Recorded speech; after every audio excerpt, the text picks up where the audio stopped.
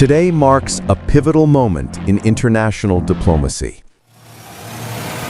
The UN Security Council has rejected a proposal by Russia and China to delay the automatic return of sanctions on Iran. This isn't just another vote. It signals the effective collapse of the JCPOA, the Iran nuclear deal, and the reactivation of the highly contentious snapback mechanism.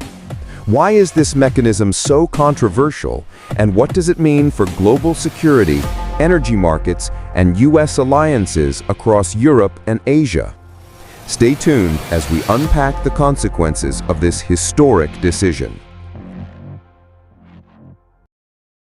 To grasp the gravity of this outcome, let's break down what the snapback is. Under the JCPOA framework, if Iran was deemed to be in serious non-compliance, any participant could trigger the restoration of all pre-2015 UN sanctions. Importantly, this restoration is automatic and not subject to a veto by Russia or China. What just happened is that a proposal to suspend this process for 6 months failed to gain enough support in the Council. As a result, all UN sanctions are now set to return. With sanctions restored, the consequences will be felt in 2 main arenas: the global economy and regional security. Economic blow. Renewed restrictions on arms sales, banking, and port access will tighten the squeeze on Iran's already struggling economy. The return of UN sanctions also lends greater international legitimacy to pressure on Iran, likely fueling volatility in oil and shipping markets. The security dimension. A major consequence is the extension of restrictions on Iran's missile program. Sanctions that were set to expire are now back in force, providing a strategic advantage to U.S. partners in the Middle East, particularly Israel and the Persian Gulf States. Now, let's examine how key U.S. allies are positioned in this new landscape. Japan and South Korea, the Asia connection. These energy-dependent nations rely heavily on Middle Eastern stability.